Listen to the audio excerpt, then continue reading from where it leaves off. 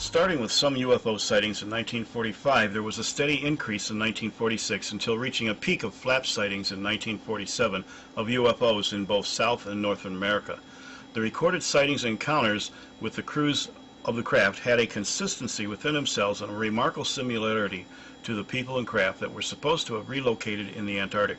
We will examine a few cases that will make its own point to my case. Contactees was the name given to new group of believers in UFOs. These were the people who claimed to have either psychic or contact with aliens or actual physical contact by first observing the craft and then meeting the occupants. There was no lost time or memory masking. These were at many times daylight encounters in remote areas, usually in the desert areas of the Southwest. While serious scientific investigation was just getting started, the contactee did much to discredit the whole subject by their unsubstantiated and very far-out claims. Some of these claims included trips to the moon, Mars, or other cities on Earth in a matter of minutes, prophetic warnings, special missions, and messages of a New Age, occult-based nature.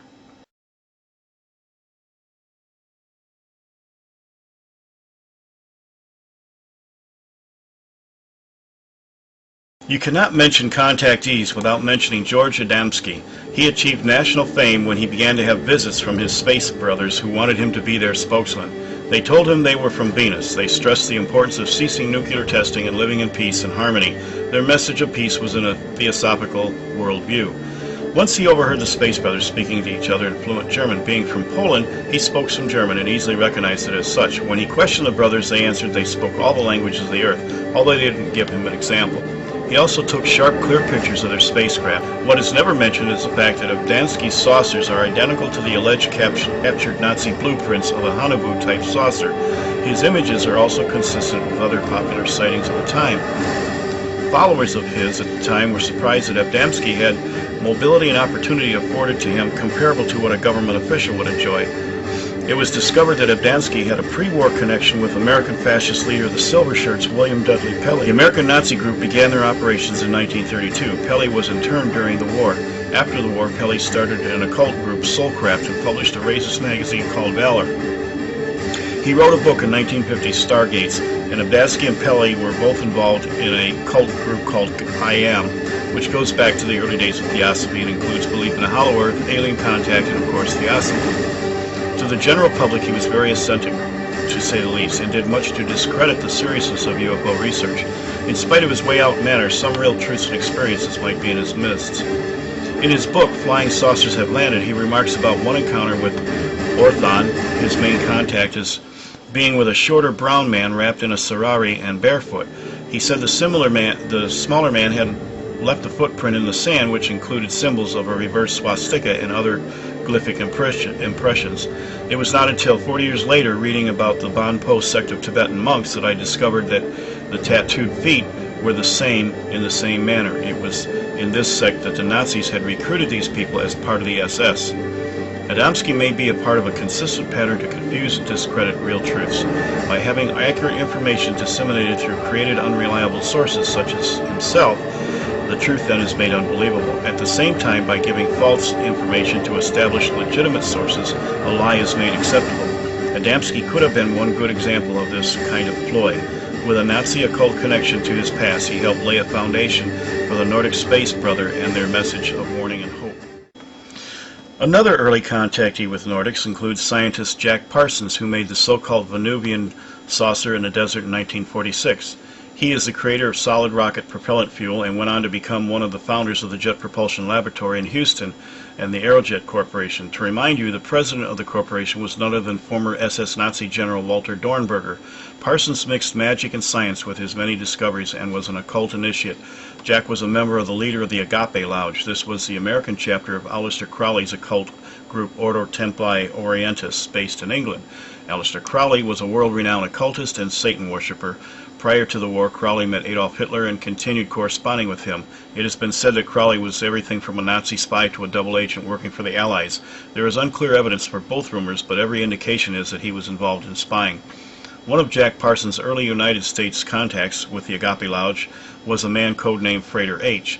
He had a close association with Jack Parsons and led him to believe that he had come into contact with the same higher powers that Crowley himself came into contact with in Cairo in 1904. Parsons was a womanizer and believed in sex magic and practiced this in his personal life. He invoked the spirit of Pan before any rocket launch in a full ceremonial procedure. Jack and Freddie H. worked on a pseudo-scientific project, Babylon Working, where they tried to open a portal to invoke the presence of the feminine goddess Babylon. The Kabbalistic Gematria Aleister Crowley equated the number 156 with Babylon using IN 70 in the spelling. In Enochian, Babylonian means wicked. Babyloid means a harlot. In this occult encrypted belief, they were raising the spirit of the whore of Babylon mentioned in Revelation 17 and the woman in the basket of Zechariah 5. Jack Parsons' association of Freddie H. proved to assist in his downfall. They shared a joint banking account of which Freddie H. took the money and wound up marrying Parsons' girlfriend. By 1952, Parsons now referred to himself as Valerian Amaryllis El Dajjal Antichrist. In his home laboratory, he dropped a vial of fulminate of mercury and died in the resulting explosion. Jack Parsons was a man with a professional life filled with great achievements. He was hardly the stereotypical contactee as depicted by supermarket tabloids, yet his personal and spiritual life was filled with the occult, deception, and yet another possible Nazi occult connection. He also paved the way for the Nordic-type alien.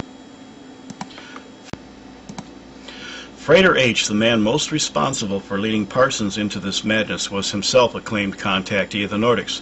His real name is none other than the well-known L. Ron Hubbard, science fiction writer, author of Dianetics, and founder of the Church of Scientology. His sphere of influence today in America is renowned. Many movie stars, intellectuals, and social elite are ardent followers of his church. Within the fast-growing Church of Scientology is the doctrine of aliens as ascended masters and our creators. Their philosophy is just another variation of theosophy. Recently, his church has suffered persecution in Germany. I believe because of all the German people have heard this line before and recognize it for what it really is. Daniel Fry encountered Nordic-type aliens at White Sands, New Mexico in 1946. They flew in his Hanabu-type craft. He worked for Aerojet as a rocket gauge technician. After his experience, which forever changed his life, he published numerous books, gave thousands of talks, and started an organization called Understanding, which he ran until shortly before his death in 1992.